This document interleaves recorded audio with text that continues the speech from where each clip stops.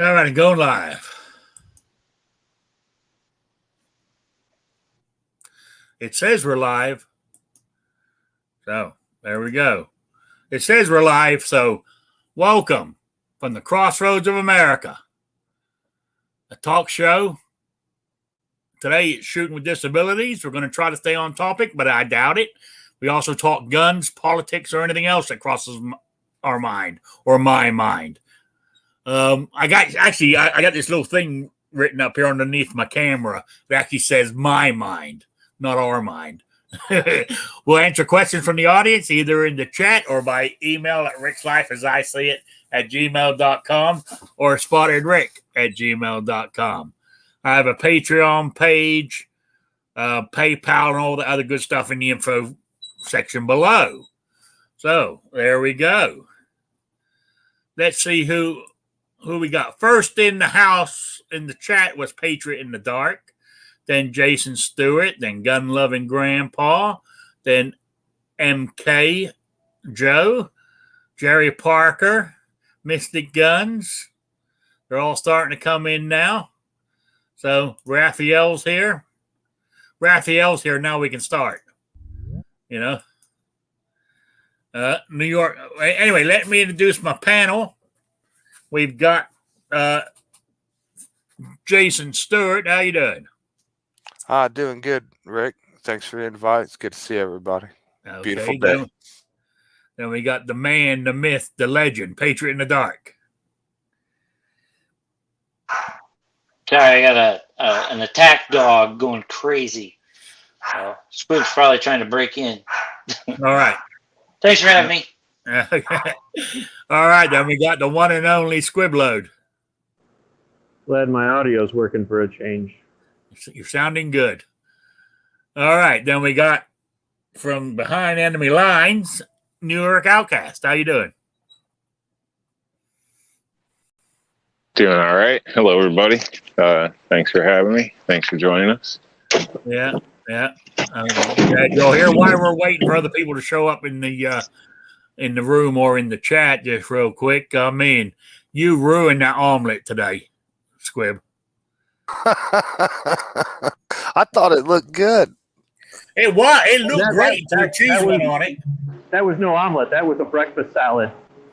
Yeah. Well, what I'm saying is you ruined it when you threw the cheese on it. It's not a breakfast salad without cheese. Otherwise, it's just some eggs and leftover vegetables. Anyway. Well, that just messed up my question I emailed to you. Emailed to who? To you. Question. When did you email me something? Just a few minutes ago. Must not have showed up. It hasn't shown up yet. All right, let me have a look, see if I can find it. My computer's messing up today, big time. Oh, here we go.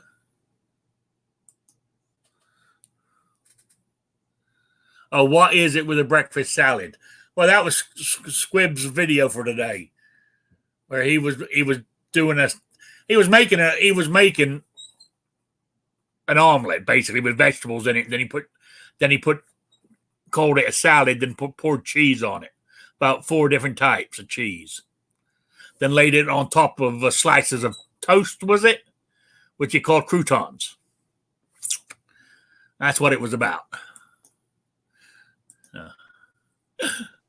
I mean, if you put vegetables in it, it's a salad, sort of. Right? I agree with you. I'm not arguing that point. I've said you ruined it by putting cheese in it, especially for breakfast. If that was a lunchtime meal, then I could live with it. Well, that's why cake is breakfast, because it's got eggs and flour like pancakes in there, right? So if you had a breakfast salad at 1 in the afternoon and it had cheese on it, it would be fine. Yes. Rick, I really think that you might want to talk to somebody. Really. Living in Rhode Island that long really messed with you. Now, see, I mean, okay, go to McDonald's because they do an all-day breakfast menu, right? Like when I go there, if I go there and I want to say I order a sausage and egg on a croissant or a biscuit or whatever, no cheese. But after lunch, you can put cheese on it. I don't mind. Don't ask me why. I guess it was the way I was brought up. I don't know. But cheese is not a breakfast item. This explains why he's single. Yeah. So I'm just saying, that's my opinion. Anyway, people are starting to show up now. Anyway, my sort of topic for today was, well, I mean, really, besides mental issues, Patriot and I are the only ones in here with physical disabilities, Yeah, But and you have mental ones too. You do. What I was going to talk to about, well, I was thinking about this today because I know we were talking down at the diner this morning, and I'm meant to be going rabbit hunting August 5th. I think August 15th, the first day of the season, and I know I can't walk. I can't be standing there lifting up my rifle and shooting it because of my bad right shoulder. I can't do it. I'm going to need to rest it on something. So, I mean, how do people cope? What do I use? A shooting stick, or, well, I can understand people in wheelchairs use some kind of platform hooked to the wheelchair. You're hunting small game, you said? Squirrels. You ain't going to be able to use shooting sticks after squirrels. You could use shooting sticks on a distant shot at something bigger like a deer, but not for squirrel. Well, what happens if you sit in one location and wait for the squirrels to come to you? You're still changing elevation. Yeah. Unless they're, I don't know, those swagger sticks or whatever they call them that adjust. I don't know how they would adjust fast or anything, not for a rabbit, or a squirrel or whatever you're shooting. Yeah, well, where I was going is like the other day. I mean, like a few times. You're not going to be using that close distance. Because you have one of those foldable chairs by any chance? The fabric ones that fold up, people take to, I don't know, events outside, fishing. Yeah, I know what you're talking about. Possibly you could sit in that and you'd be leaned kind of back so you could, take a shot lower or lean back a little bit and go higher if you're going for a tree or something. Yeah. Just an idea. I don't know. It might be crazy, but they're fairly light. You can bring it with you. It gives you more angles, I guess, with less complete bending. I don't know. Yeah, well, Maybe what I was thinking was, like the few times I've shot my AR, I've never held it openly myself, held it up and shot it. I've always shot it from a bench, so I'm using a stand to put the front end of it on, and got the rest up to my shoulder. What are you shooting? What are you going to be using? Well, when I go for my squirrels, is that my lever action? My lever action 22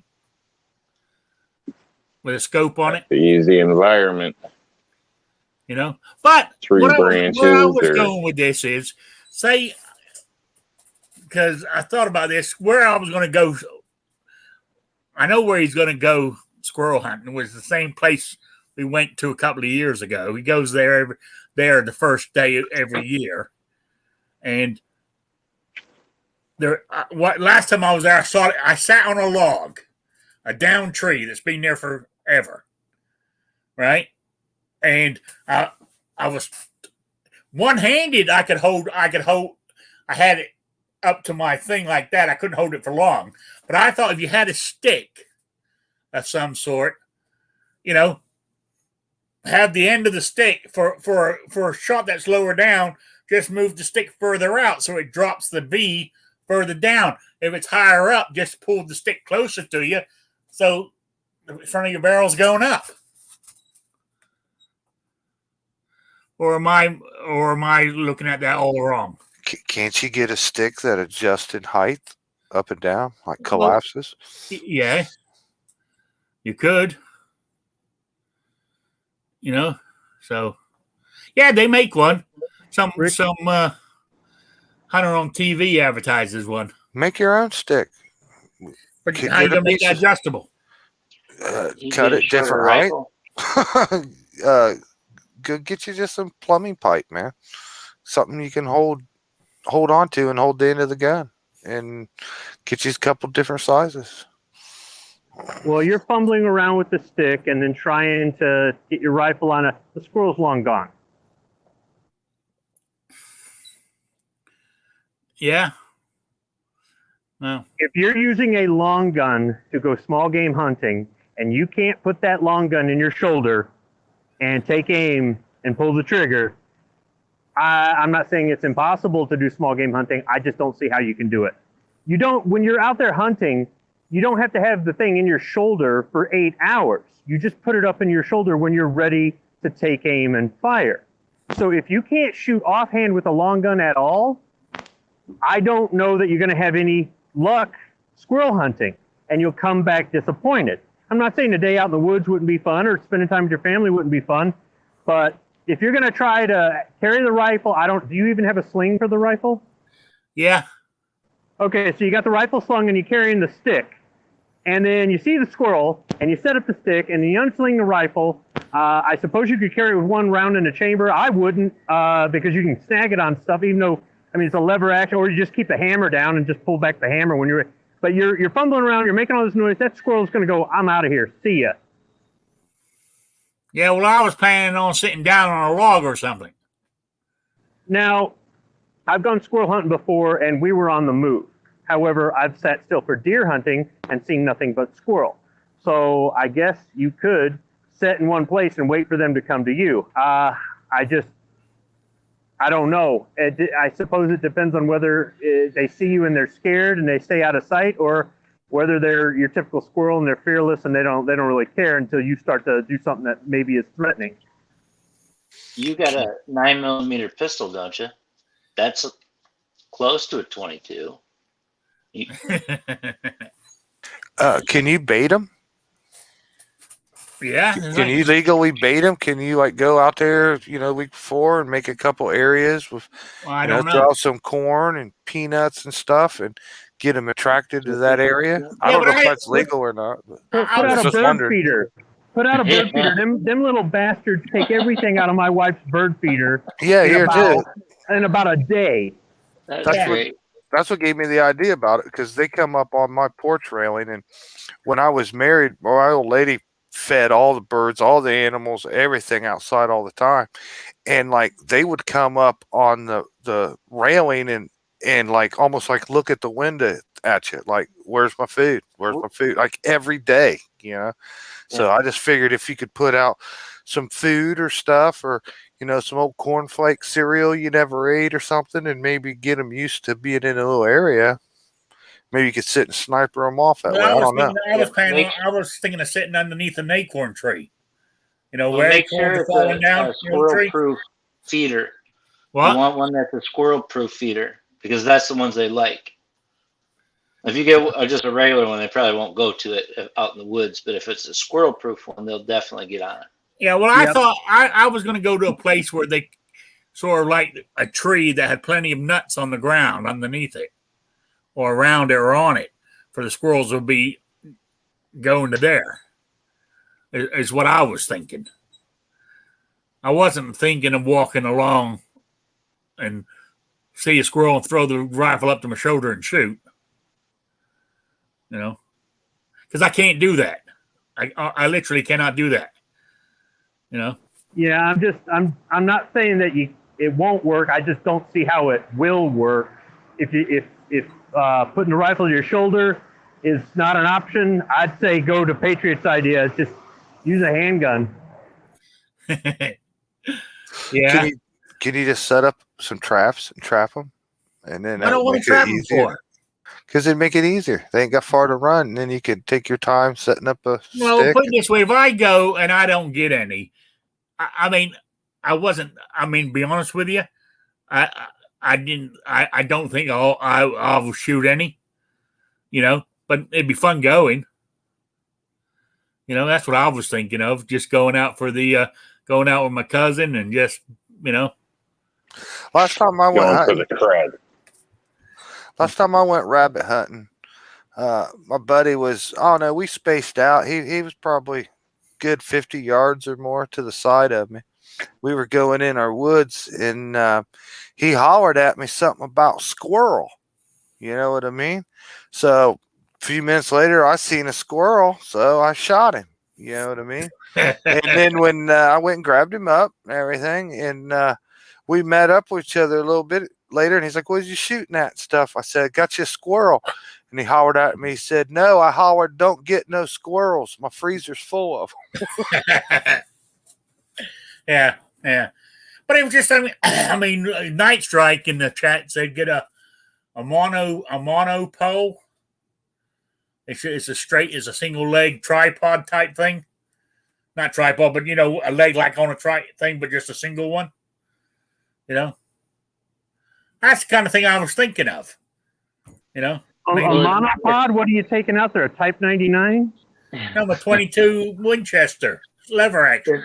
If you're in the woods anyways, you might as well just pick up a walking stick that you can use, and then when you sit down, just have one that's got a couple knots on it or something if you're going to use it. Yeah, that's before I buy anything, I would just grab a stick and walk with it. If you're walking out to your log. I was thinking just go find a hickory tree and find one that has a V, and cut it. That'd work. A hickory's strong shit. That's get a old hickory branch with a V in it, and it'd be like like you're building your own slingshot. Well, so you're taking a Henry or a Winchester lever action? Winchester. So it's like fairly skinny and fairly short too, right? But heavy. It's heavy for you. Okay. Yeah, don't get it. It's got a sight on it too, a scope. I should say has a scope on it as well. It's a 22. What's it weigh? 6 pounds? Yeah, you walk around with 6 pound all day. It's a 6 pound gun. I mean, that they don't get much lighter in long guns. It's all wood. It's not plastic. It's an old one. It's an old Model 150, I think is what it's Winchester 150. I think that's what it's called. How about if you do exercises to build up your arm strength and your shoulder strength? It's not a matter of strength. I got a ripped rotator cup or cuff or whatever they call it. And okay, what about lift it? I can't. Some days, like right now, I can't lift it higher than this. That's as high as I can go, and I can't move it that fast. So if I can get it up there, but it hurts like hell. Okay, so even with a shooting stick, I don't. Well, most of the weight will be on the end of the stick where the barrel's sitting. That's you're gonna have to go. You're gonna have to go practice some different things and see exactly what's going on. Yeah, but where I was going with my topic was my topic. People with disabilities, how do they shoot long guns? That was my topic, but unfortunately, I'm not. It didn't go across like I expected it to. You might have to solve this riddle yourself, man. You might have to try. Might have to try a couple different things or something. Yeah. I've seen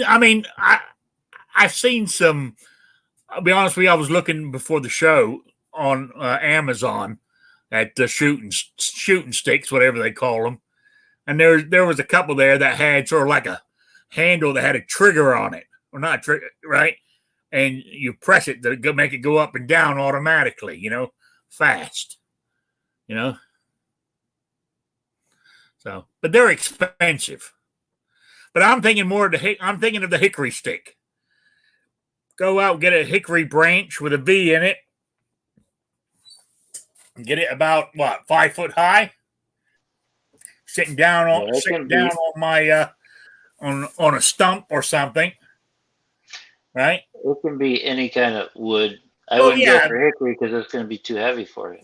You know, Maybe. I was thinking of that. Then see, as I said, for height, you move the stick to get the shot lower. You move the stick away from you. That brings the barrel down, bring it closer to you, and it raises the barrel.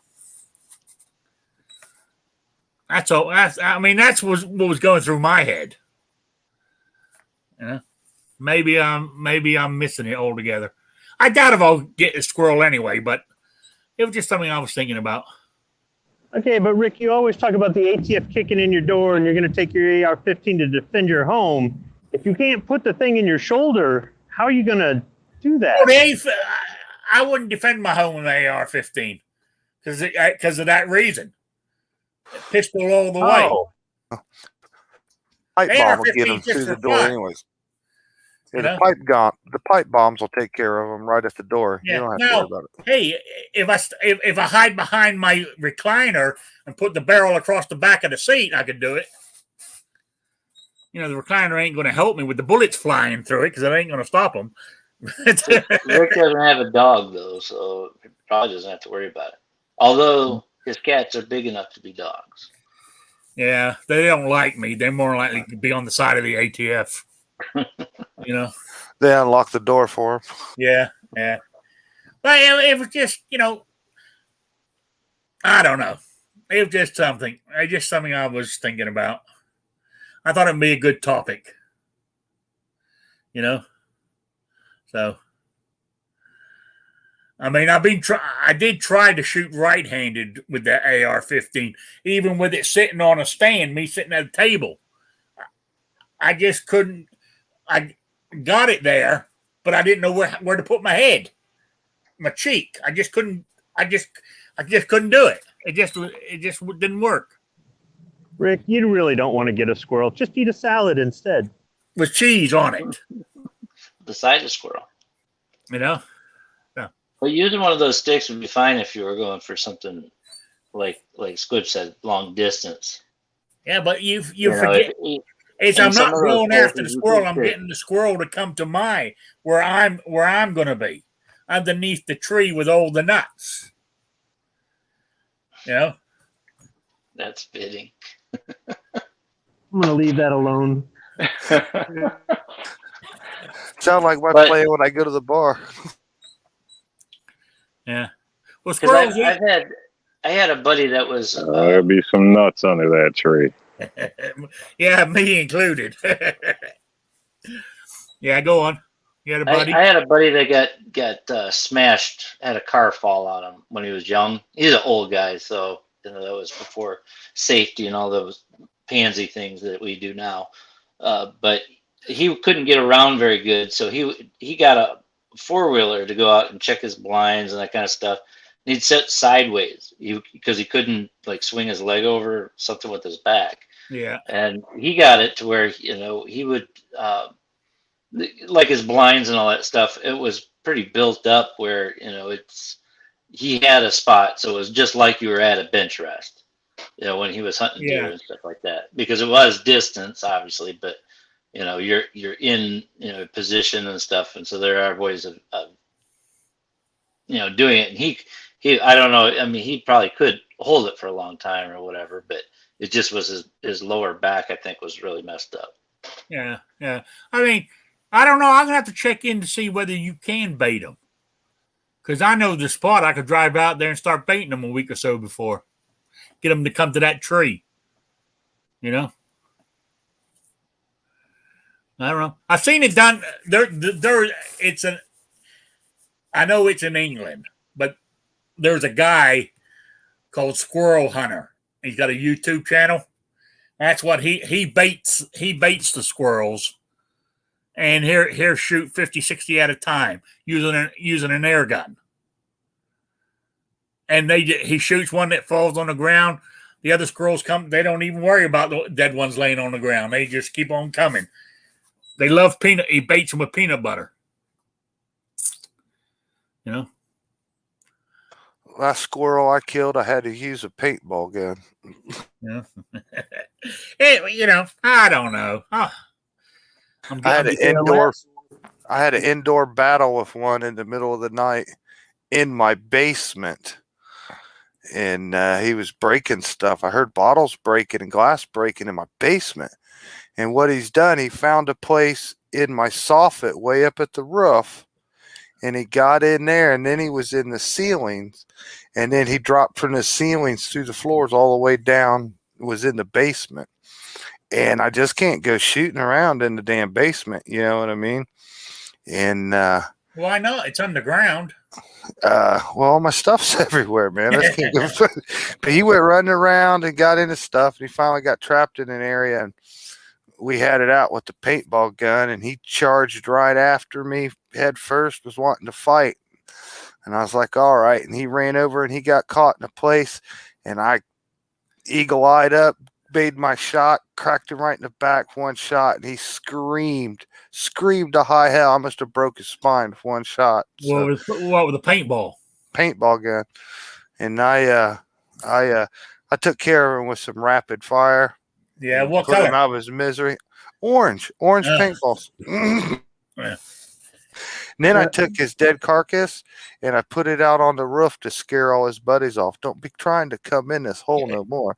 And then I had to redo the whole soffit. I had to like fix like 8 feet section of soffit because I redid it and redesigned the whole thing just to. He cost you money, didn't he? Well, I get stuff from work. It just cost me time.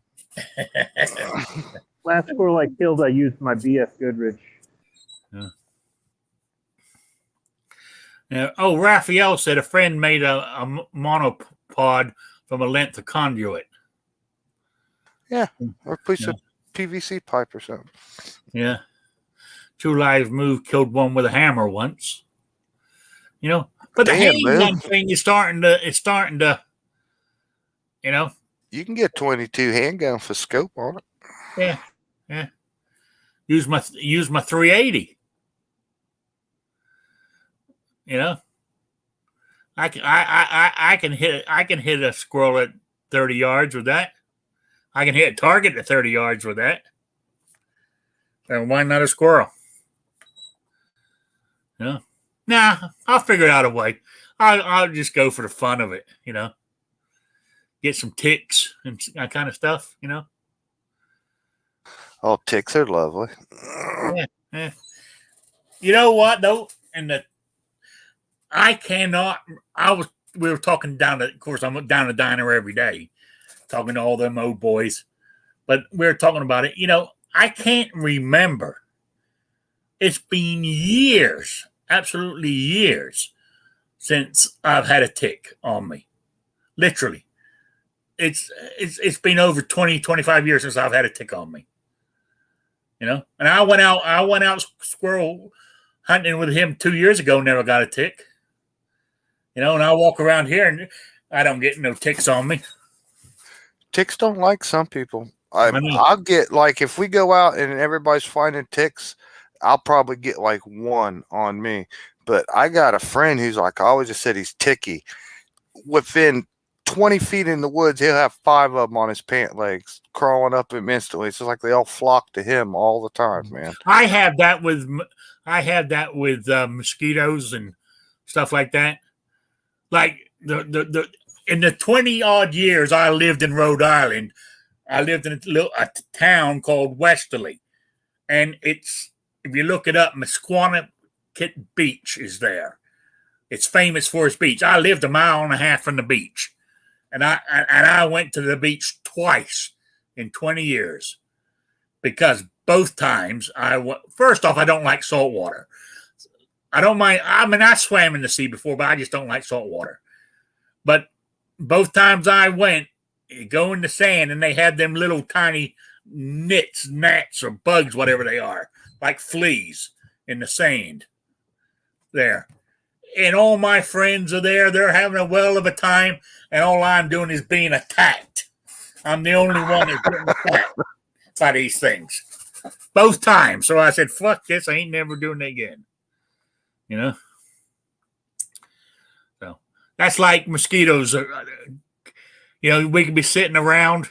You guys will not get touched, but all my face will be covered in them. You know, they just love me. No, but ticks, but I never get a tick. Mind you, though, when I went squirrel hunting, my cousin said, I got the spray here to spray on you, stop you from getting ticks and shit.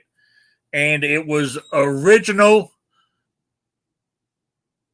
I think it's unscented. Original. Oh hell, what's the name of it? Mouthwash. Listerine. Listerine. Right? It was sort of like the orange color looking one. I think it's just the original or whatever. Sprayed that on me. No, I didn't get bit once by mosquito. No fly landed on me. No ticks come on me. He says they hate the stuff. So, just in case for you hunters want to just get some, regular original Listerine and squirt yourself with it. Won't have a damn thing on you. You know? For all you big hunters out there. So that's cool to know. I'll try to remember that. I mean, they always try to push me back in the water when I go to the beach. I never made it to the water. The bugs stopped me from getting into it. And if I got into the water, the bugs wouldn't let me out. Nah, you can keep the beach. So, now I don't mind swimming pools, but I just don't like the beach. Plus, the sand. You go to the beach, you get sand in your shoes, you get sand in your car, and it's still there at Christmas time because it never goes away. That's what's great about the beach. You're missing all the fun. I'd rather have my feet in the sand than my feet on concrete sidewalk. No. Well, see, I went when I had my vacation many 30 odd years ago when I went to Morocco for a vacation. The sand was so hot it burnt your feet. Literally. It got that hot. The sand just burnt your feet. You had, if you wore flip-flops or whatever, they would hold off the heat for a little while, but you couldn't stand on it for long. When everybody was at the beach, they would actually sort of like where the tide comes in, the waves come up, where the sand is wet.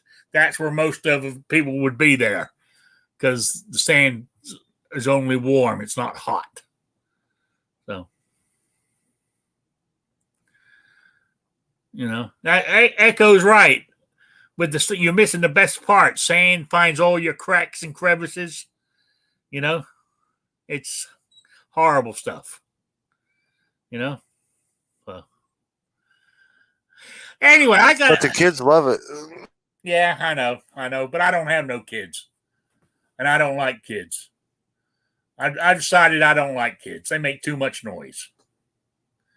Hey, speaking of kids, not last night, but the night before, we had a new Second Amendment soldier born into our ranks.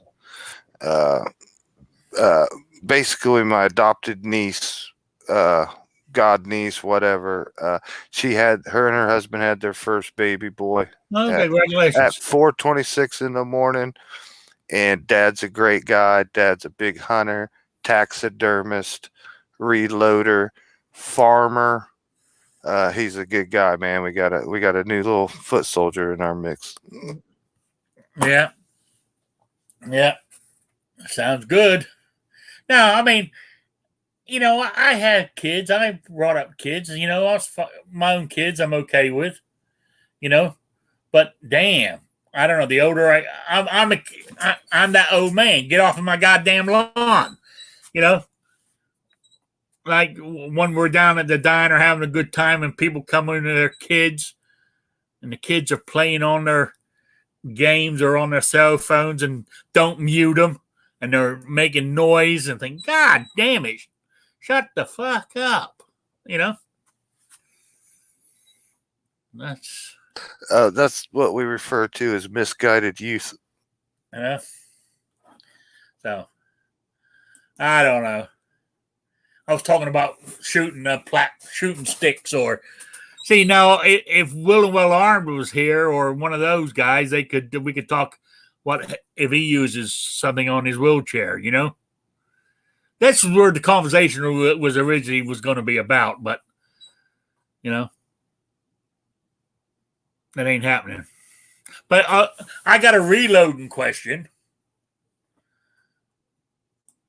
What I want to know, since I haven't got my yet, primers and shit for reloading 223. Now, the last 60 rounds I shot the other day they weren't 223, they were 5.56. Now, do I have to separate the brass? Squib. Only if you want to. So, I mean, it won't make a difference if I'm reloading here and I get a 5.56 brass and stick in there? You mean for the dies or for your load data? For my load data. Your load data is going to be different for 5.56 and 223 Remington. Not a lot different, but you can load 5.56 hotter, slightly hotter. So if you don't care about separating your brass, or you could just use 223 Remington load data and load it all to that and you're fine. I mean, I separate them and I use the different load data, but I'm real particular about the head stamps. I know there's some people out there, like, they'll cut down something and it's, obviously still got the same head stamp on it. And like 300 blackout. I use 300 blackout brass. You can reform 223 and 5.56 brass for 300. I won't do it. And if I pick it up at the range, I won't reuse it. There's nothing wrong with it. Physically, it works fine. It's just, I like my head stamp to say exactly what that cartridge is, unless I can't, there's no other way around it, unless I have to make it off of some other kind of brass, and there's no other option. But that's just me. You don't have to do that. No. But 223 Remington is not as hot as 5.56 NATO, but it's not that much hotter. Well, no, I'm using Barry's 55 grain bullets, and I was just going to... Right, but your powder, the powder you use in the powder charge, if you look at the data for 5.56 NATO and you look at the data for 223 Remington in your book, you'll see that there's a slight difference.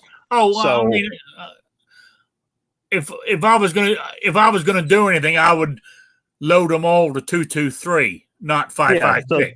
So then you really don't have anything to worry about. If you're not particular about it, or you're not trying to match a specific military load, then there's really nothing to worry about with that. Now, with the 5.56, you may have to chamfer the primer pocket in order to put a primer in there. If you start smashing primers in there, or you're having problems where you're kind of bending the rim there on the cartridge in the shell holder trying to seat a primer, that could be because of the crimp that's on the military brass. I just take a chamfer tool and I just manually chamfer out each one of them, just bevel it a little bit, and that seems to work for me.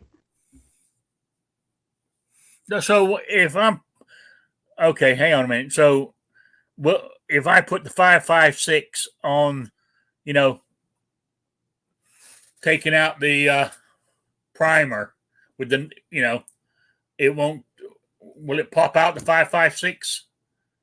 Yeah, your regular decapping pin will pop out the primer on the 5.56. It's seating the new primer.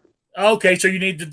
Okay, I know what you're saying now. Yeah, okay. I chamfer that primer pocket a little bit on the 5.56 because I've had issues where it wouldn't seat the primer the way my priming system, it would have some problems. And I just said, and it wasn't even every case, right? And I just said, forget it. Since I separate my brass anyhow, and I do separate loads, I'll just chamfer all the 5.56 and that works for me. There might be somebody else out there who says, I don't ever do that. I never.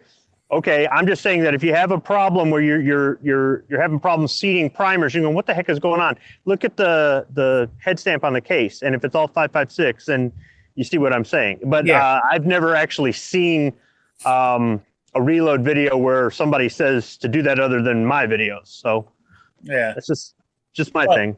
Yeah, I mean, I'm just reloading for plinking. You know what I'm saying? That's why I was asking. You know, I'm not doing nothing special. I'm just shooting at targets with my AR. So, okay. Yeah, if you're downloading it or it's, you know, a 223 formula out of your reload manual, you'll be fine. And even then, you're still going to have to load it pretty hot, or you're going to have some cases that they're you know, been reloaded multiple times and they're kind of at their case life or something. And then, you know, if you get a case jammed in that AR-15, have fun getting it out. You can, but it's a little bit frustrating. I mean, sometimes all you've got is a pocket knife, and sometimes that'll work. But other times, at least you can break the thing down shotgun style and get in there. Unlike, you know, other platforms where it's a lot harder to get into the chamber. So, all right, appreciate it. Thank you. So, I saw a terrible deal. You can't even use the word deal, but RCBS today sent me an email, said they had primers and they had a primer bundle. Now, RCBS is owned by the same people that own CCI, right? So they put out this great big sales pitch, how they've partnered for a limited time with CCI and all this. But anyways, you could pick your caliber, like 9mm or 45 ACP, or they might have 223 in there.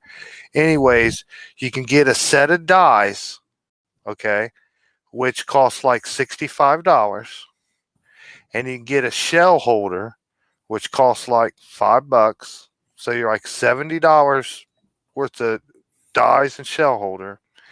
Then you get 1,000 primers, a whole brick of primers, and they want $190 for a brick.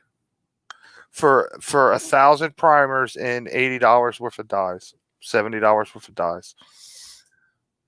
For those out there who don't reload, they're asking $190 for something that's about $35 to $45 normally. Yeah, and they call it a deal, limited time. Yeah, I mean, my 223 dies, I think they cost me just under $50, I think. But, you know, I got screwed on that deal too. Because it said, hang on, I got it right here somewhere.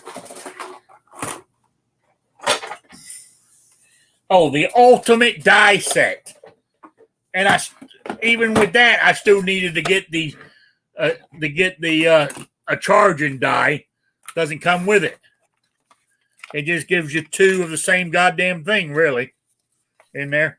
That's the Lee set, right? Yeah. Yeah, I thought it had a charging die in there, but I mean, that's only if you charge on the press. You don't have to charge on the press. True. But yeah, so I got the ultimate die set, and I thought it had the charging thing in there, but hell, I bought the charging thing now anyway, so I'm all ready. Well, reloading supplies are out there, but it's just like ammo. It's overly priced. You know, people keep making these videos. It's irritating me about as much as all the whining videos I heard for so long about, I can't find no ammo. What am I going to do? Now people are making videos about ammo's out there, but it's kind of high priced. And some people are going, I'll pay it. And some people are going, nope, I'm going to wait for the price to come down. They keep Captain Obvious. I mean, my dealer's been getting more and more powder every shipment every week, and he's getting a lot of varieties in there that most people use, and I'll have to say, it's maybe a little more expensive, but it only looks to be like maybe $1, $2 a pound or something compared to his old prices before COVID. That part I'm cool with. But he's just not able to get any supply of primers yet. He gets a little bit, and he has to limit it only 3 sleeves, and then they're gone in a couple days. But the powder, I see it online from people, and it's like crazy priced. And like his shelves have been empty forever. Now that he got it back, some powders are like $28 a pound. Other ones are like $31 a pound. Not bad. Because I got some with the labels. I were getting it for 26, 28 a while back. But yeah, it's not outrageous like I see on the internet.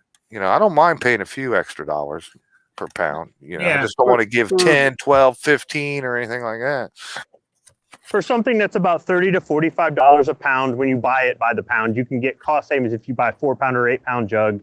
But then you're shelling out $200 up front, but you're getting like 1.5 pounds for free if you do the math or whatever it is, right? Yeah, he's got some I think he had some jugs that were right at like $200, maybe $205, and then he had some that were a little cheaper, like $180 maybe. Yeah, which is about normal price for like an 8-pound jug. But what I'm saying though is on a 1-pound jug, where you're used to paying $30 to $45, to pay $1, $2, even $5 more, that's not hurting you, because a pound of powder will last you a long time. I mean, unless you're out cranking out 1,000 rounds a day, a pound of powder can last you quite a while for those out there who don't reload. And primers are about $3 to $6 per 100 normally. Usually right around in the $4.50 range for 100. If you buy them 1,000, if you buy 10 packs of 100, a box of them, more or less, you might get a little price break on that. Maybe $5 off, maybe close to $10 off, depending on where you buy it at. So when you buy 4 or 8 pounds of powder and you buy your primers 1,000 at a time, that's where you really get your savings.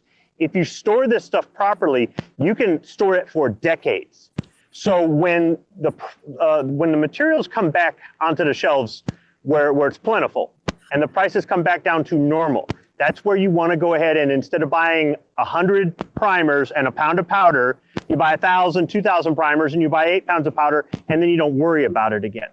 And I just don't know how many people are going to learn their lesson, just like the people who probably won't go out there and stock up on ammo when the price comes back down to normal. And then when we have another shortage, they can set on it and go, I'm good, I'm set. I think people are just going to go back to the same way that they were, and just, if it ain't there whenever they want it, then they're just going to go and whine about it. Yeah, well, see, now I didn't start with 223 until the whatchamacallit started. So that's why I'm hurting for that stuff. Well, see, and that's just it. You never wanted an AR. You always were adamant. You said, I don't want one. I have ammunition, mags, parts, tools, you name it, for guns I don't own yet, because I know one day I'm going to own them. And I've actually been doing this since before I was legally able to buy a gun. I could buy gun parts and ammo all day long, so I did. And as time has gone on, if I come across that gun, or I come across a deal on that gun, or whatever it is, and I pick it up, it's kind of nice already having everything I need for it ahead of time. Now, that doesn't mean I'm going out buying 1,000 rounds of 380, right? But I pick up 50 or 100 rounds here, there, and then get that 380, and I've got 500 rounds of ammo, or something like that. I'm not saying that everybody has to do it that way, but I'm presenting that as an option for some people out there. You can also, let's say you never get this caliber. If you live alone, I guess this is really maybe not useful. But if you have a family, if you have kids and a wife, at some point they may get into that caliber and there's a shortage, and you've got some boxes of it laying around. Here you go, son. Here you go, honey. Or maybe you've got a friend who has this caliber, or decides to buy this caliber while there's a shortage. He goes, man, I really wish I could. Man, I bought this years ago thinking I was going to buy that rifle. I never did. Here, we'll trade me, or something like that. These are barter items. These are all kind of, and if you want, just like the reload stuff, If you store it properly, it'll last 100 years. So it's not like it's going to expire unless you just don't take care of it. Then it's on you. Yeah, true. I plan on buying some, I don't know if I'll go for the 8-pound jug of powder, but I might buy 2 or 3 pounds of powder and a couple of thousand things of primers once I save it up enough to get all that stuff. But that's what I plan on doing. But anyway, just to get started, I'm trying to find just a pound of powder and a few hundred primers to do for right now, just to get started. So you said to keep this stuff, to keep it stored properly. Now, is that the same way you store firearms as far as like humidity and heat? Or I mean, kind of, yeah. If you put it in an ammo can with a decent seal, you'll be fine, but you can even leave the stuff out. My primers sit right above that reload bench that most people can see in my videos. Some people can't see it. Your powder sits out on that My bench? powder, and those are all sealed. Those are all, I don't do anything special to them. The styrofoam seal that's inside the cap is the styrofoam seal that stays there, and that powder is good. But right above me, gathering dust, are thousands of primers. I mean, like if I hit the shelf above that you can't see from the camera, hit it hard enough, primers come raining down all over me. All I got to do is just blow the dust off the box, and it's good to go. Now, I have an air-conditioned house. If I was living in Texas and didn't have an air-conditioned house and all the humidity is getting in the house, that could be a problem. But at that point, then I'm storing it in ammo cans. Just make sure it's got a good seal. If it's a metal, if it's GI can, surplus can, that's got a good rubber seal. If you buy an aftermarket plastic one, make sure it's one that comes with some, because some of them don't. And you can buy desiccant packs. You can either save them up from things that you get, you open up the box and here's this desiccant pack and you throw it away. No, save them. But put those in your ammo cans, or you can just go on Amazon and buy, a whole bunch of desiccant packs or something like that, and throw a couple of those in.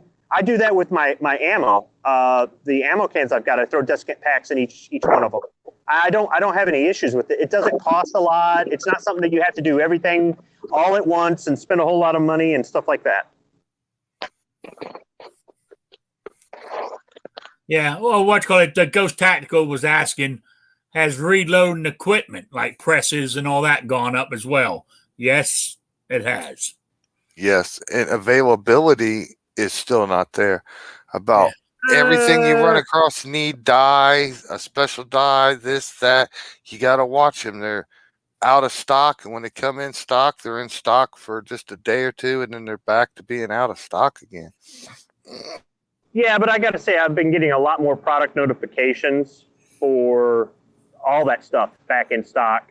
So I think over time, you're going to see that the periods of time where they go in and out of stock become less and less and less and less. Yeah. As people get caught up and these companies start getting caught up. I'm really disappointed in a lot of these manufacturers because they dropped the ball. We've got the same problems here at our factory as far as labor, as far as getting spare parts, especially from overseas, about running out of material, about logistics, about things taking 2 or 3 days that used to take overnight, or taking a week. Now it takes 6 months or whatever. And we've done a lot of stuff to think outside the box, and we've kept up with demand. We're still cranking out parts like crazy and stuff like that. And I understand that, ammunition, sure, you've got special storage because it's explosives and but overall, it's manufacturing. And I think these companies have practices that they've always done, and they're too stubborn to think outside the box. I also look at where they locate these factories. Now, I understand you don't want to locate an ammunition factory in the middle of a highly populated area. I'm sure it's very difficult to do. It's very costly and stuff like that. But because you're in Podunk Manure Pit, Texas, there ain't no workforce out there. So you did it to yourselves. And unfortunately, the American consumer is the one who's hurting.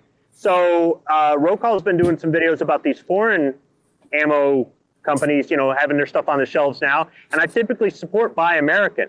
But if the foreign ammo is coming in, the foreign reload supplies are coming in, and they're beating us on price and availability, then I'm all about capitalism, because the American companies dropped the ball. They failed to adjust.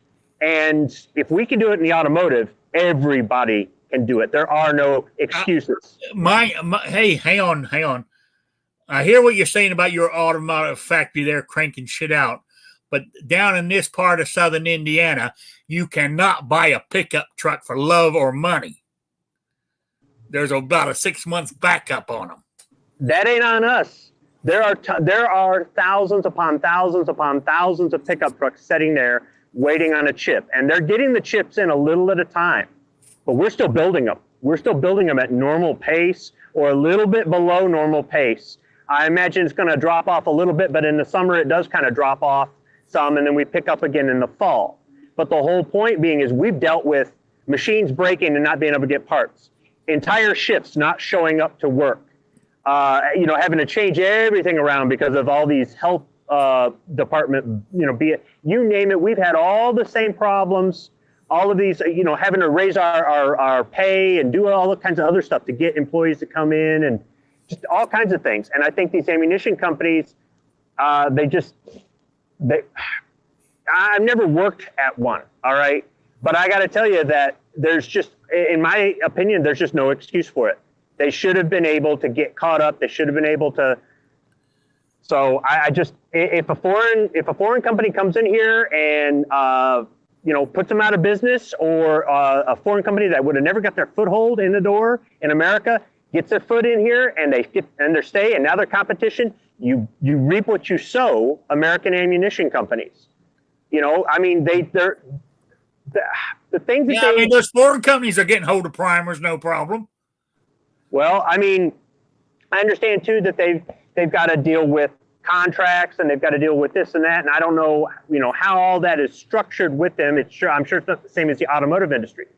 And you know what? Once again, Rick, you live in podunk nowhere. That's why you can't get a pickup truck. Drive down to Louisville. I bet you can get a pickup truck. If you don't get murdered first. Just like your primers. Go to the nearest Bass Pro Shop. I bet you find primers. Yeah. But you're not willing to drive that far. I have to go to the big city. It's just like you complaining about the cost of groceries. Go to Myers and you'll be like, wow, I'm saving money. But now you got to drive how far to the nearest Myers? What, 30 miles? No, mine's further than that. Well, you chose to live in podunk nowhere, like these places decide to build these factories in podunk nowhere, and that's the price you pay. Hindsight's 20/20. Yeah, but it's nice and peaceful out here, though. Just listen. I got primers and pickup trucks where I'm at, so I don't know. Yeah, but I got Bigfoot out here in the woods, So, anyway, next, talking about ARs, sitting on my R&L display stand back there behind me, as everybody can see. Go to their website, type, and when you're checking out, type in Rick's Life and get 15% off for one of those stands. But where I was going is, we were talking the other day about changing the handrail on that, or guardrail, whatever you wish to call it. All you got to do is pull that ring back. It's spring loaded, and it pops out, and you just pop the other one in. I've been watching it on YouTube. Don't look that difficult. You're all making it out like it's going to be, I'm going to have to take it to a gunsmith to get it fixed. Okay, who wants to bet with me that Rick ends up taking it to a gunsmith? Because I'm willing to bet this. Well, Rick, you complain about your that handguard that you guys were talking about before was a free floating one, wasn't it? No, I'm not talking about free floating. It's not a two-piece. I'm talking about a two-piece. I saw a video. Because there's a I understand. I know how they work. I'm just saying the one that you wanted to replace it with was a one piece, wasn't it? No, it's not a one piece. Rick, have you ever taken the handguards off of your AR ever? No. Okay. I guarantee you're going to be coming onto your own show complaining or asking, how do I get one of these tools, or where do I take it, or whatever. I guarantee with your arthritis, all the things you complain about constantly, you will not be able to pull that D-ring back. You will not. You don't think so? I'll bet money on it. I saw a video where a guy didn't have that tool, but he used a set of pliers. Those adjustable things. And don't do that. And he squeezed them on it, pulled it down to release it. Not You the just not the plier end, the handle with the rubber, because they have rubber covering on them. Put No, those no, no. around I'm the talking about P-ring and doing it pull by down. hand. I ain't What? talking about buying no tools. I'm talking about doing it by hand. You're talking about doing it by hand. You just saw a video. It's that easy. I'm talking about doing it by hand. Patriot and I can do it. I can do it. I seen a video doing it by hand. Put it against your chest and pull it down. Walk out. Yeah. I told you when you first got it, if you gotta go change your hand guards, find somebody to give you a hand. But Somebody, you're not a going to be little able to put stronger. sights on that. You're not going to be able to put sights on that floating handrail. It's not a floating handrail. No, but it does, Rick. What he's meaning is, even though you can put it on it, it's still gonna wiggle and move a little bit side to I'm side. not going to have any sights on it. If it will wiggle a little bit. I'm going to keep my iron sight sits on a fixed rail right there at the end of the handrail. There was a fixed, Okay. and that's where my iron sight sits on. You know, Well, the all I was, conversation last week was you replacing that handguard so it had a rail so you could move your red dot further forward. Is what That's I we was were talking about. last week. Because the one Yeah, that you said that's- that you were going to replace it with, That's what he I said he was thought they going to were do. saying it was a. well, yes, and yeah, I understand. But all I was thinking of doing was moving it just enough for like the front end was sitting on the guardrail, but the back end of it was still on the main part. I don't know. Hey, I might just leave it as it is. that handguard, that new one, that metal one, your quad rail stuff, does it have any kind of clamp system or anything on the inside of it that would clamp on the barrel?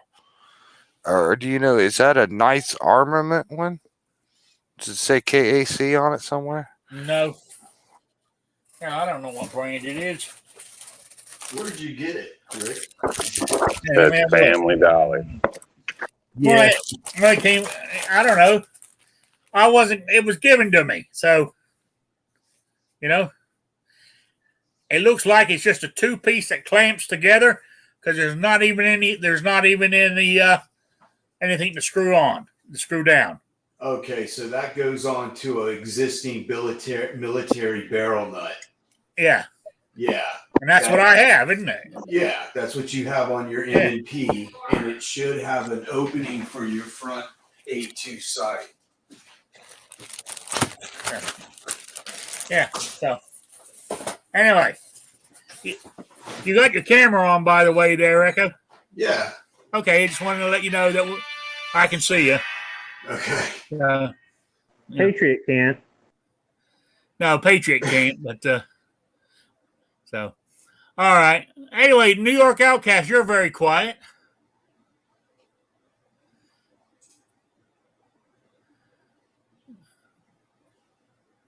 See, I'm not pressurizing him. I'm not getting anything. So I guess he's chewing walked that off. salad up. Sorry, I was in the other room washing my hands. Yeah, I was still working and then riding back, and I didn't want all the chaos background. So I'm here. Okay, Southpaw.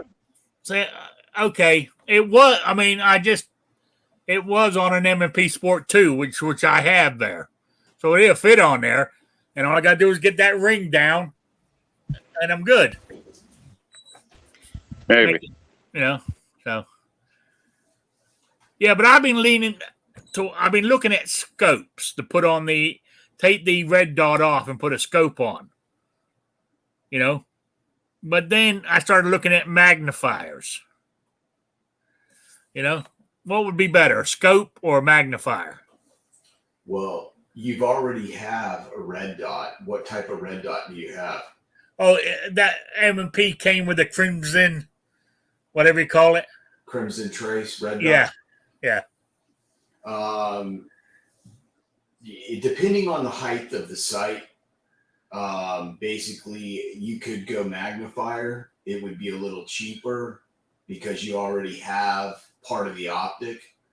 And if you go with a magnified optic like a scope, I would recommend something that started out at like 1.5 power and maybe only magnified to like 3.5 or 4, and with an illuminated reticle.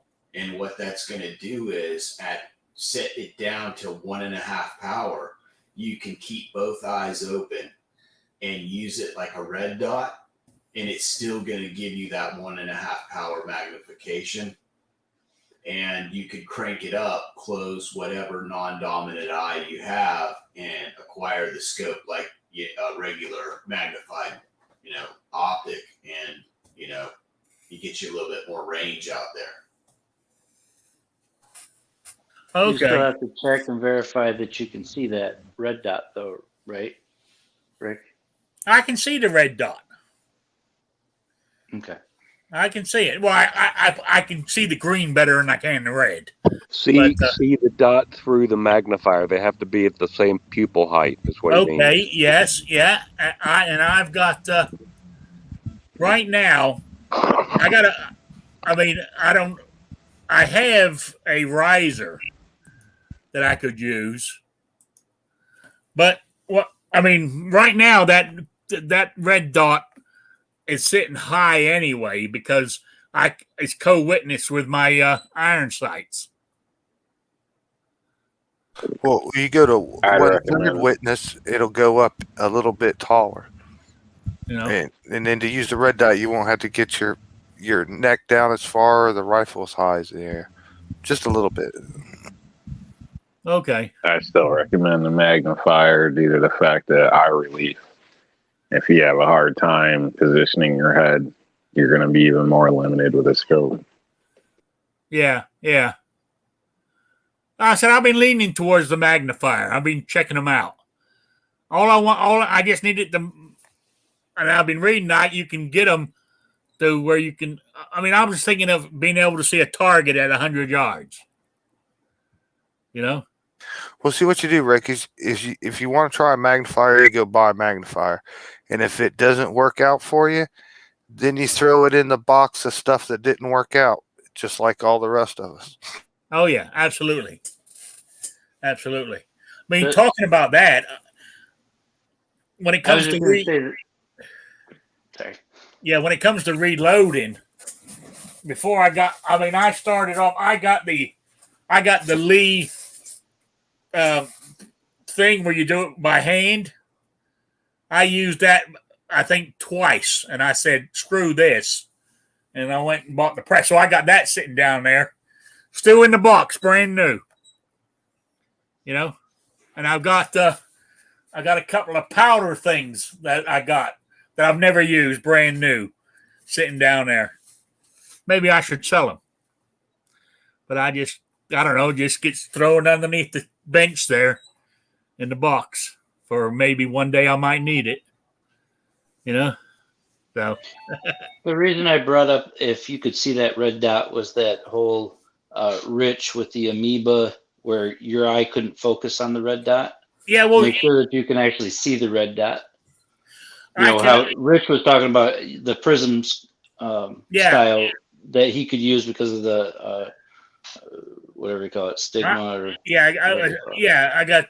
because stigmatism. I can't shoot. Unfortunately, right now I cannot shoot with both eyes open. I have to close my right eye because I'm shooting. So I'm shooting out of my non-dominant eye, which is my left. Because I'm right eye dominant, but I shoot my rifle left-handed. Well, that box of parts that Jason was talking about, that's where that quad rail that you got sent came out of. And I guarantee you that's where that quad rail that you've got is going to go back into. It'll go into your box of parts. It's going to be like a fruitcake. And then, there's nothing insulting, too, about when somebody sends you something that they think you might need or something that you ask for. But just be careful what you wish for. You may get it. If you're asking for something and somebody's got an extra, they take it out of that box, you might find a use for it, but I just don't think you will. Yeah. I'm still looking for my charging handle. I need a ambidextrous one. So I got to find one of those that's reasonably priced. Last time somebody found me one, it was sold out. By the time I got around to it, you know. So. Unfortunately, when you want to talk ambi and the AR, you know, you're gonna have to buy a few things. Yeah. You know, the lower priced ARs aren't going to come from the factory with ambi stuff. I know. That Delta Team Tactical was the one that had the charging handles last time. Yes, and the time I got around to ordering it, which was about a day and a half after I was notified, they were sold out. That was that $10 piece of junk from Taiwan that you wanted to keep. That was the one. They listen to me. Take 35 years of experience with AR-15s from me and buy yourself a Bravo Company gunfighter charging handle ambidextrous. You buy one time, cry one time. It would never break. It will never leave you high and dry. And when you think about it, a charging handle is one of the most important pieces of kit on your rifle other than the fire control system. Because if it breaks, you're SOL. If you shear off the end of it inside, you just tore up, your gun's locked up. It's not gonna, if you break up, now if you just break the locking latch, no big deal. You can use it. But a lot of these newer ambi controls have removable side left and right charging knobs that stick out. And if that breaks, that whole system disassembles. You have a small little thing that you would have to pinch with your thumb and index finger on the end to pull back to charge your rifle. All right. What was the name of it again? It's a Bravo Company BCM gunfighter charging handle. And you want the ambi one. And basically they run around $70, $80. And I might be able to get you one at dealer cost. I'll talk to you about it later. But the bottom line is you want certain parts on your rifle you don't want to go cheap on. You just don't. All right. So I'm writing that down as we're talking. It's hard for me to, walk and chew gum at the same time. All right. So, all right. Got some good info today. Even down to my shooting stick I was talking about earlier. Yeah. So, I don't own one, but I've always heard good things about that gunfighter from Bravo Company. Bravo Company's upper tier, high level, high quality. Yeah. That's why he said buy once, cry once. Yeah, break one. You might be crying a lot. At Optics Planet. The what? I said it's in stock for $75.99 at Optics Planet. So they say. So that means it's not really there, but they say. I haven't heard good things about Optics Planet. They drop ship. You can probably buy it from Bravo Company themselves directly. Yeah. I've cheaper. Ordered a few times and had good results, and one time I ended up waiting around quite a bit longer than I felt I should have. But it wasn't that long. It was like a week and a half or something. But usually when I've ordered, I get it right away. But I've heard horrible things about it too. Anyway, I haven't said hi to Will and Will Armed, have I? Hey guys, sorry I'm How late. you doing? Yeah, Shame real you good. weren't here. Shame you weren't in here earlier, because I was talking about for me a shooting stick for a long rifle. I was going to ask how do you shoot one? I use a sling. You don't you don't have anything that's strapped on or bolted onto your chair? Nope. Okay. I use a sling, but I'm looking into getting the death grip on a tripod. Oh yeah. Yeah, they got one called the Death Grip, and you can put like 80% hanging off the back, and it'll hold the whole thing just by grabbing the front of the near the far up as it'll grab it anywhere and hold it. You just crank it on in there. I don't know how it works, but I've seen people put them in there in odd balancing ways, and they seem to hold. But they got different ones. Some are made of carbon fiber, and they say those are like tanks, can take anything. And then they got the aluminum ones, and people don't really seem to respect. But so they're kind of $80 in aluminum and 125. And how does that work? It's a tripod, like a regular tripod, but they're just heavy duty, and then it's got some kind of head at the top that fits instead of a camera type of thing that grabs hold of the gun and clamps it like a vise somehow. I don't know how it works. Okay. Yeah, they sell them. They got them on display at my dealers. It's a big, heavy-duty tripod, and it has just like a vice clamp on the top, and you can put it on the stock or whatever on your gun and clamp it down. It's like plastic or something, not to damage your rifle or nothing.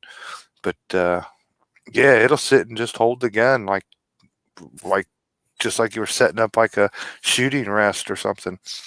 It'll hold it right on a tripod. And I think you can move it around a little bit, probably unlock it, and it'll swivel and stuff. But yeah, but they're expensive. Yeah, okay. And the prices I were talking about were where I looked all over the internet. So usually they're almost double that price. It's like retail. My dealer has them for like $199. And that's the carbon fiber or the aluminum? These would be. I looked at them; they were silver, so they would be aluminum. I don't know what brand they are, but they're yeah, that same brand, like Bog or something. BOGG, I think. It can only be one brand, I'm pretty sure.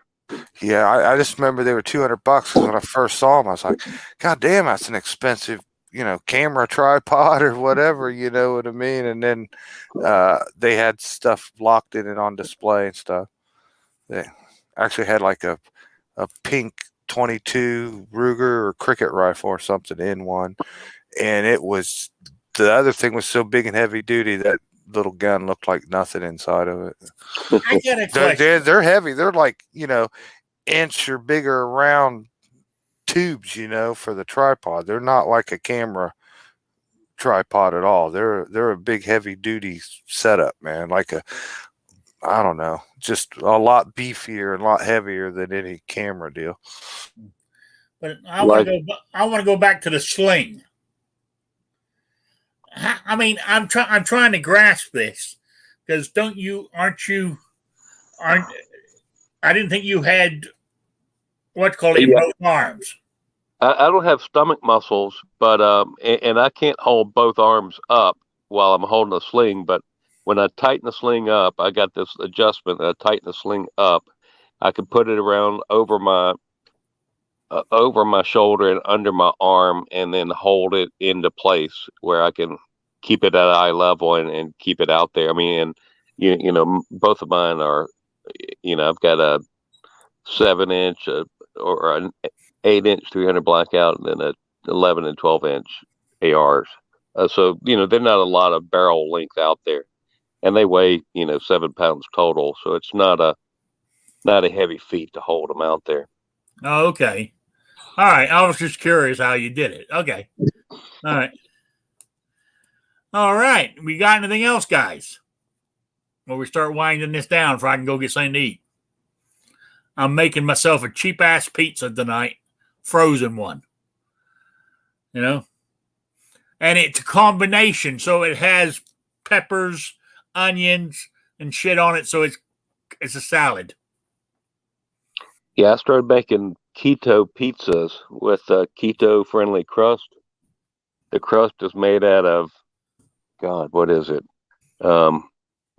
Cauliflower and Parmesan cheese and almond meal and eggs and more cheese.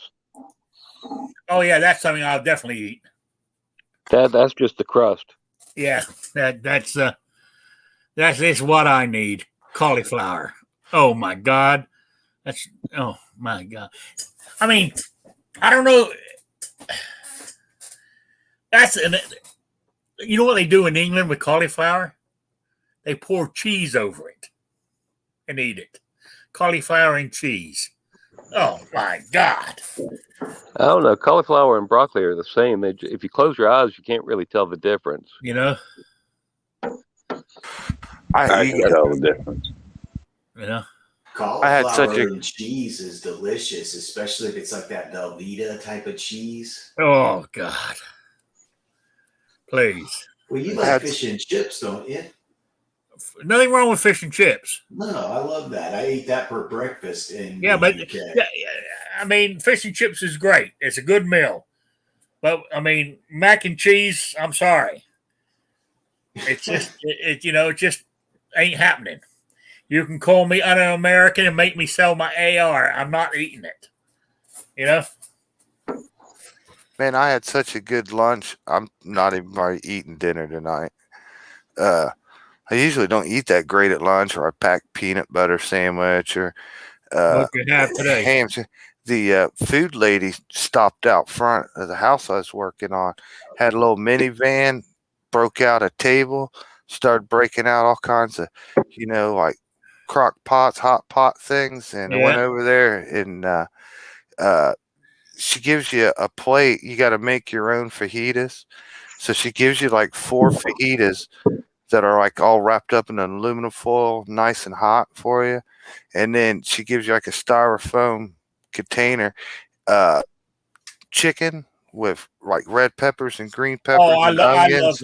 I love those. A mound. I mean, a pound chicken thrown on there. And then the other section was all like pinto beans.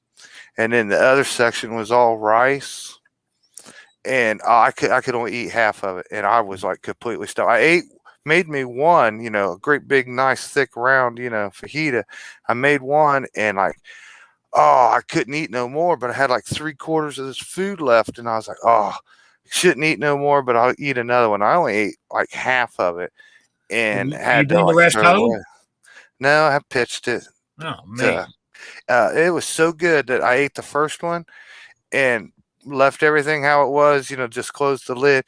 The second one I went and had was like a half hour later, and all that food was still hot, man.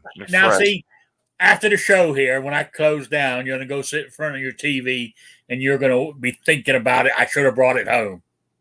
Oh, I tell you, man, them Mexican women can cook, man. Oh, yeah. They make some wonderful food. Oh, even if you don't eat it, if you just smell it, man, that's almost enough to fill you up sometimes. Yeah. All right. I'm winding this up because you're making me really hungry now. So, Jason, since you're talking, you got any plugs or shout-outs? No, thanks for the invite, being on the show. Just glad to see everybody, and we've made it halfway through the week. So, my quiz for this. I'm doing the the drawing this week for the swag pack. Oh, and what I wanted to know, it's email only to rickslifeasiseeit@gmail.com or spotterrick@gmail.com. I wanted to know the date of the last U.S. cavalry versus Indian battle. Don't get on me because I'm not being politically correct. Call them indigenous people or Native American. I want to know the date of the last U.S. cavalry versus Indian battle. Get it to me by 12 noon this Saturday and be in for the drawing for the swag pack. There we go. Okay, moving on. Squib. You got any shout-outs or plugs? Trying to eat my dinner here. Sandwiches with lots of Miracle Whip. And cheese. I appreciate all the reloading info you gave tonight. I really do. Thank you. And the quiet New York outcast. I got nothing. Thanks for joining us. Thanks for having me. Well, you having a salad? No, pizza. That's what I'm having. Cheap ass frozen one, but I'm having one. All right. The man, the myth, the legend, Patriot in the Dark. Yeah, thanks for having me. It was a fun day. I actually had a salad for dinner, but don't tell Rob. He wouldn't believe you anyway. You put cheese cubes on it? No, it was just meat, and there was lettuce on the side of the plate I shook off. Yeah. Well, when I was at the diner, I had brunch. I had a salad on my burger. You know, I had lettuce, tomato, onion. You know, so, and my burger, it was on 2 croutons. You know, the bun. Sounds almost as good as a breakfast salad. You know, no cheese. It wasn't a cheeseburger, it was a hamburger. You know, it was before 12, so cheese wasn't in the option there. You know? So, all right. Will and well armed, you got anything? Any plugs or shout outs? Yeah, I've got a couple of videos coming this weekend. Friday night will be a knife, and then 2 gun videos on Saturday and Sunday. So, hope you come by. All right. Good to have you. I'm glad you showed up and, you know, got in there and told us how you shoot a long gun with a sling. Appreciate it. Yep. Yeah, I'll do a video on that. Yeah. All right. Echo, you got anything? Any shout outs or plugs? Yes. I'm just going to shout out my own channel, and I wanted to thank you for having me on. And basically, I wanted to let you know that I'll be available to you to do a live stream with you when we're reloaded 223 for the first time. I'll be sending you those primers shortly after the first when I get paid. And you'll have primers. Do you have bullets is the question. I got bullets. I've got brass. And I do have a tiny bit of powder, but I'm going to try to get some more myself on the first too. Okay. You know? Let me know how that turns out. I might be able to get you some varget. You know? So, yeah. But yeah, we can work on that. That works. All right. I think we got everybody, didn't we? Rob's left us already. So, all right. I want to say thank you to everybody in the chat for stopping by. I really do appreciate it, for spending your Wednesday evening with me. And I will let you all go. And don't forget, I'll be back on Saturday at 3 p.m. And I believe Saturday's what's Saturday? The 31st? Yep, that's when I do the drawing for the swag bag. So, all right. So I will see you all then. So say good night, everybody. Good night, Sabrina. Good night, everybody.